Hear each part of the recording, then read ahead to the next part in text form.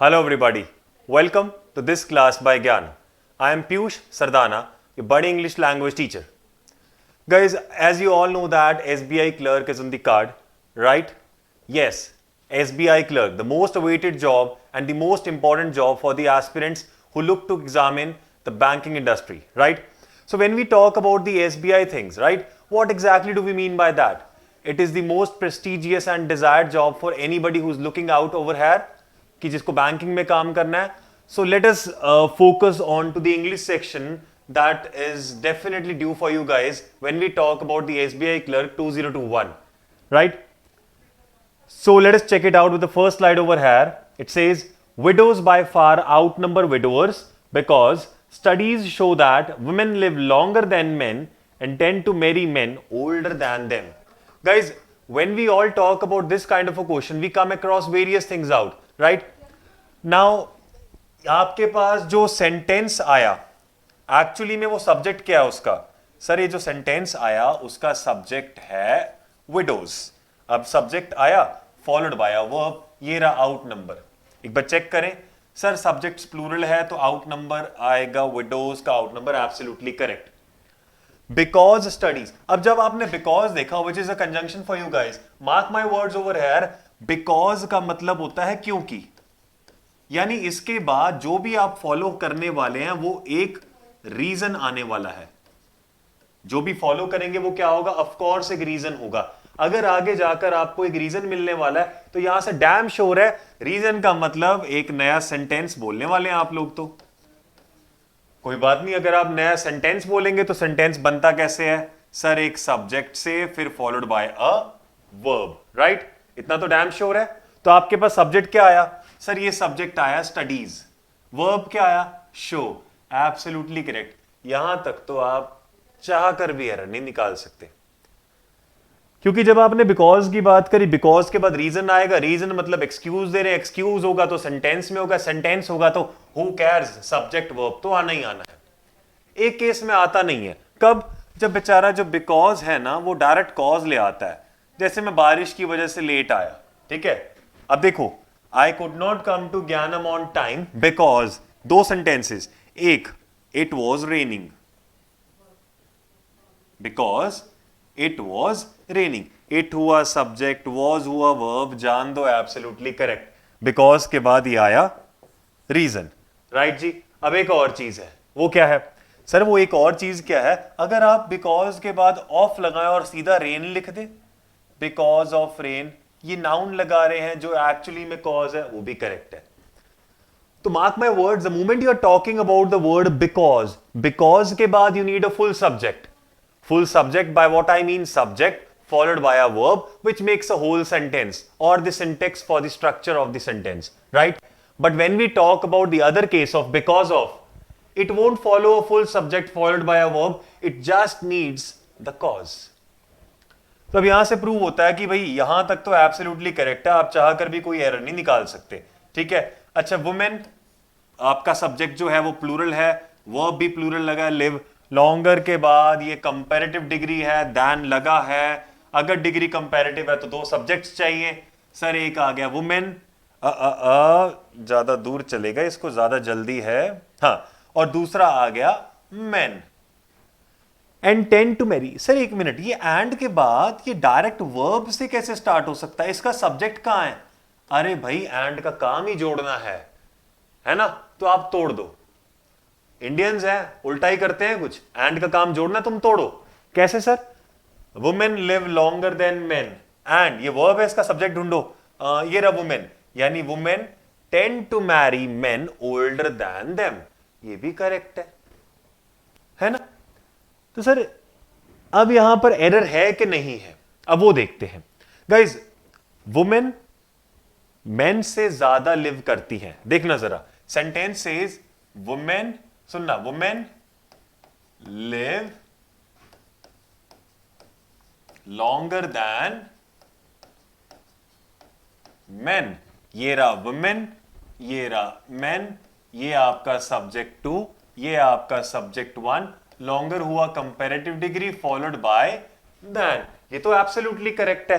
आपको पता है ये सब्जेक्ट और वो ऑब्जेक्ट जो है, जिसको सब्जेक्ट टू बोल रहे हैं, बेसिकली है वो एक object. We are comparing those two subjects, right. Women और मेन अलग अलग है, चलेगा। अच्छा, आप ऐसे भी वुमेन लिख लॉन्गर देन देम कर दो, तब भी तो बात है। आप मेन को देम भी लिख सकते हैं। हाँ सर, क्या प्रॉब्लम है? अब देखना, वुमेन अलग, मेन अलग। Tend to marry men older than them, ये देम कौन है? Sir women. कौन मैरी करता है? सर वुमेन मैरी करती है। जब ये वाला सब्जेक्ट अपने से ही कंपेयर करे किसी चीज को, जैसे यहां पे किसकी बात हो रही है? वुमेन की। Women tend to marry men older than them, किससे बड़े होंगे मैन?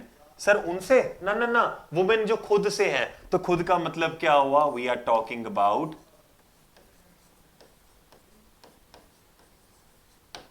themselves, यानी women live longer than men and tend to marry men older than themselves।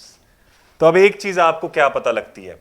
Sir हमको एक चीज ये पता लगती है कि पहली बात तो यहां themselves आया, बट ये रिस्पॉन्स क्या कहता है? रिस्पॉन्स कुछ नहीं कहता, देखना जरा। आई कट, ध्यान से सुनना। यू, मैंने आपको काट दिया वाइल शेविंग।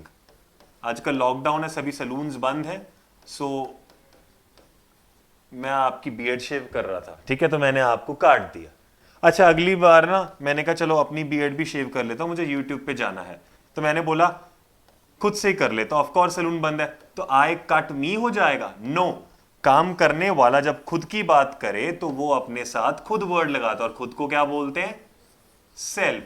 तो it should be I cut myself. तो यहां पर देखे जरा, यहीं पे सेम चीज, वुमेन और मेन अलग अलग है, कुछ नहीं कहा हमने, कंपैरिजन सही चल रहा है। Tend to marry men older, जो किससे बड़े हो? वुमेन से बड़े हो, तो इट शुड बी themselves, क्योंकि वुमेन अपने साथ खुद की बात कर रही थी। The answer comes out to be option number D.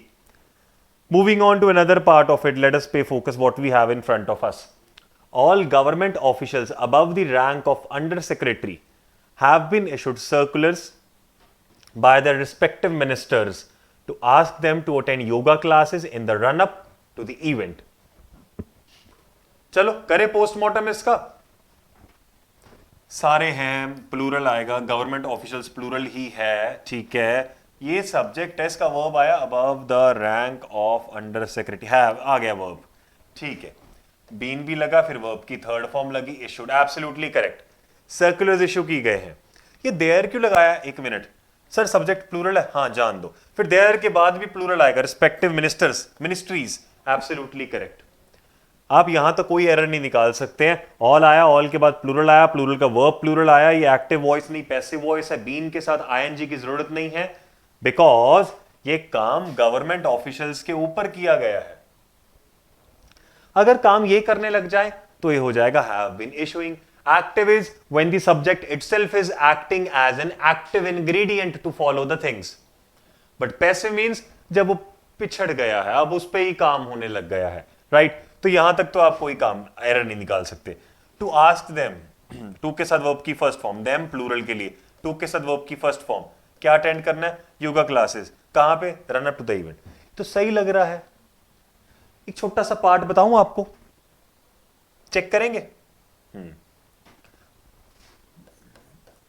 India won the toss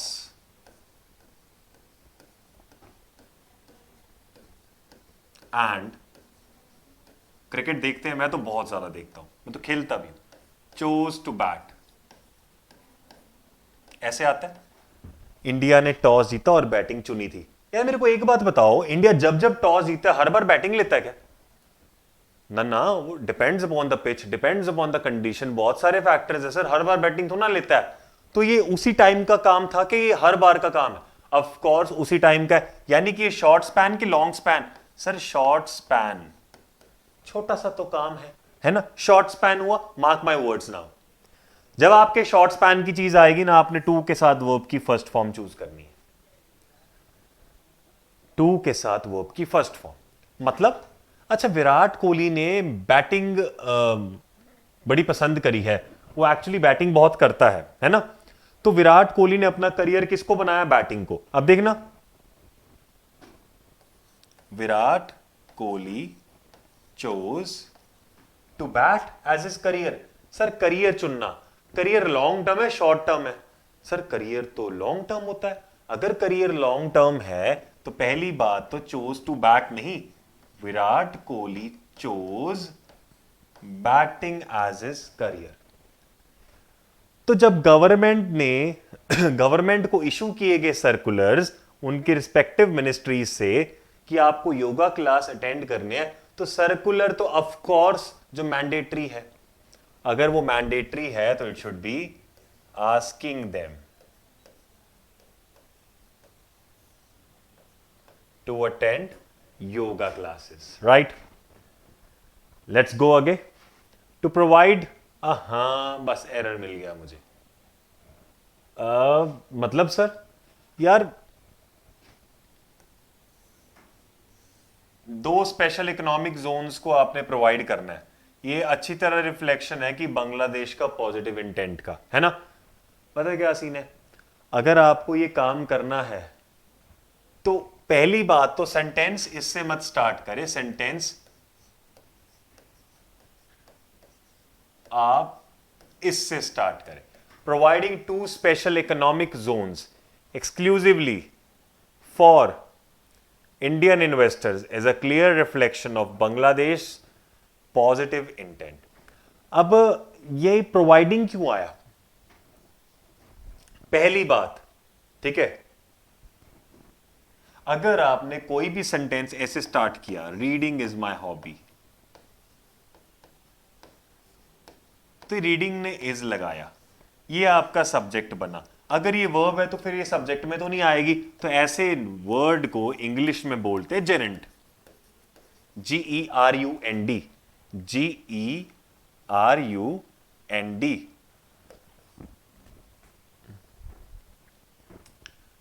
तो ये तो जेरेंट हुआ। तो टू के साथ वर्ब की फर्स्ट फॉर्म का मैंने आपको ऑलरेडी बताया, that is a short lived action. तो कोई एक्शन तो हुआ नहीं है, कहता ये जो है ये काम हो चुका है। ये क्लियर रिफ्लेक्शन है बांग्लादेश के पॉजिटिव इंटेंट का। इंटेंट मतलब वो काम कर चुका है, तो फिर आप ये क्यों बोल रहे हो कि करने वाला है? तो it should be providing to special economic zones is the correct answer. A look at migration data suggests that the number of deaths do not necessarily indicate the crisis that is being described. Sir that R तो नहीं आएगा, मतलब एक सेकेंड, IS is singular, plural क्या होता है? CRISES, this comes out to be plural। तो पहली बात तो इतना डैम श्योर है, क्राइसिस सिंगुलर है, इज तो लगेगा, बीइंग लगा है, वर्ब का थर्ड फॉर्म तो फॉलो होगा। A look at migration data, एक मिनट, लुक की बात हो रही है, सिंगुलर है, suggests absolutely correct that the number of deaths, hold, I want to clear an exam की हिंदी, सर मैं एक एग्जाम क्लियर करना चाहता हूं। I want to clear the exam की हिंदी, सर मैं वो वाला एग्जाम क्लियर करना चाहता हूं।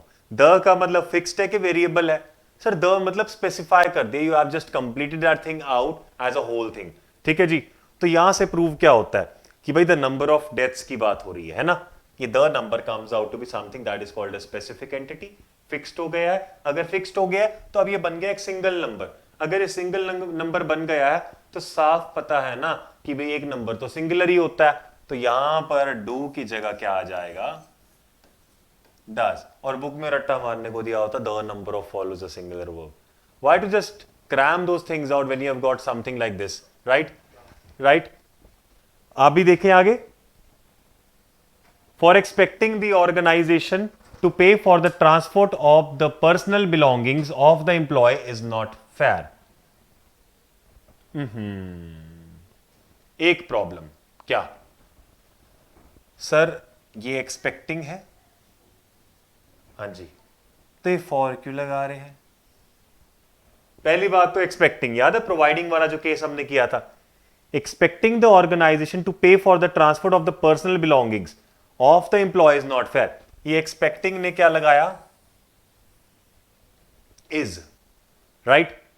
अब दूसरी बात ये आती है कि सर एक्सपेक्ट करना है कि कर लिया है? कहता फेयर नहीं है अगर आप एक्सपेक्ट करते हो, यानी it is about to happen. याद है प्रोवाइडिंग में काम हो चुका था, it is about to happen, this comes out to B